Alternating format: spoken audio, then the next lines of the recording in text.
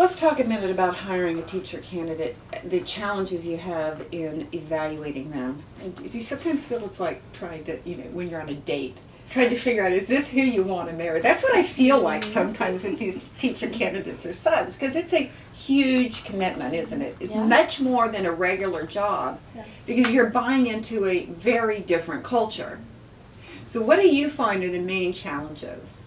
That's one of the things when you work with 4, 5, 6 different, typically women, not always women, we have a lot of diversity of thought. So one of my teammates may really like a teacher candidate and may see great things, and another teammate might see completely opposite. So we struggle to come up with what we're But you know what? seeing. That is frustrating. Yeah. But it's really good, isn't it? Oh yeah. Really good. You can't care. I often say you can't care whether we hire the person. I don't mean that you don't care that we get the right people. You can't get emotionally invested in a candidate, because then we lose our collective objectivity, right? Mm-hmm. What do you see as a challenge? Oftentimes, getting to know somebody, you don't have, you're focused on what you're doing as well as trying to get to know them, so you don't get every piece of the puzzle. It's a little bit hard to fully assess somebody and tell what strengths and weaknesses are, and especially given the fact that some people warm up slower than others. So, not enough information. Not enough information. Yeah. What have you seen? Well, what we see from time to time is that somebody is really motivated by getting a job, and so they start to try to anticipate what they think you want to hear. And when it comes to collaborative, we really need people to be open and honest about how they really feel. So if you have somebody who's just trying to be a yes man, or somebody who's just wants the job more than wants to be at Suzuki, it can be really difficult because you don't know what you're getting. How do you tell that?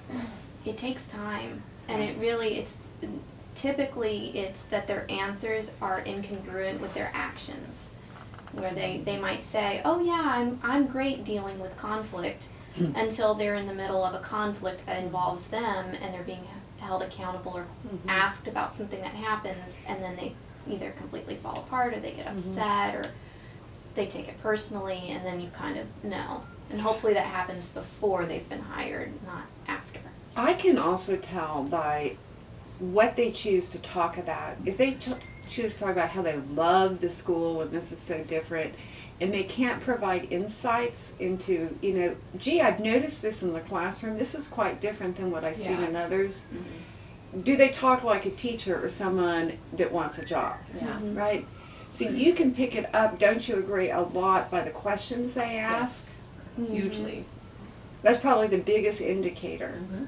Yeah. And if they toot their horns all the time about how great they are, my flag gets up and it starts twirling, right? Definitely. Yeah, or you hear the comments, you ask somebody, hey, how do you think it's going? And their response is, well, I'm just waiting to be hired.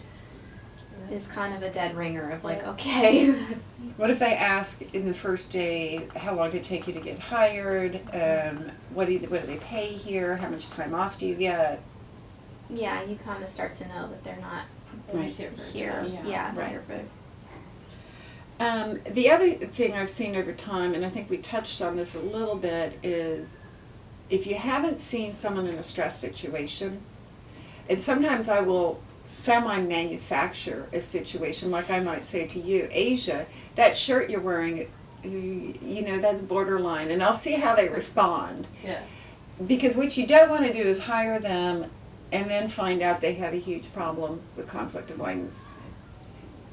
Right? What about the people that are a slow start? It takes them a while to warm up, to get comfortable, that are good players, that are good teachers. In a certain way, this is a good environment for them to be in. I mean, it may take longer, and we may miss on keeping some of those people and retaining them just due to the nature of how we are. But I mean, I do think there have been examples like we talked about before of teachers who have subbed for quite a while, and then we've discovered, they do have some real strengths and some talents to add to the school. So I think whereas at another school or a different environment, you show up for an interview, they like you or they don't. So if you're a slow starter, you don't get the job at all. So here, I mean, could be a good place for someone like that. That's true.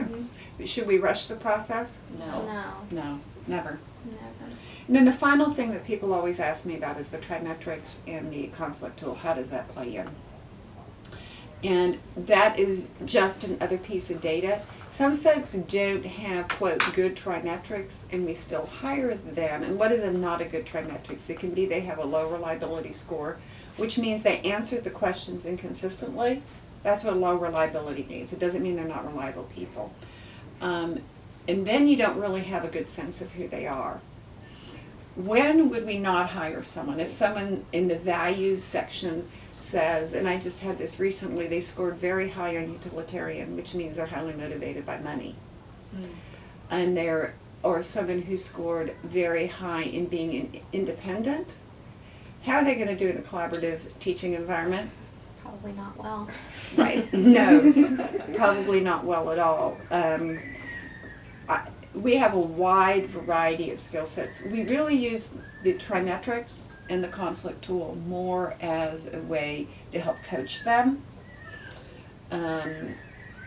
Once in a while, it is a very accurate predictor of people that behaviors could change once they get here. And so once in a great while what it usually does is it slows down the process a lot. Once in a while we can decide to pass, not very often. Usually it's another piece of data that feeds into our decision. Does that make sense? Mm-hmm. Okay, thank you.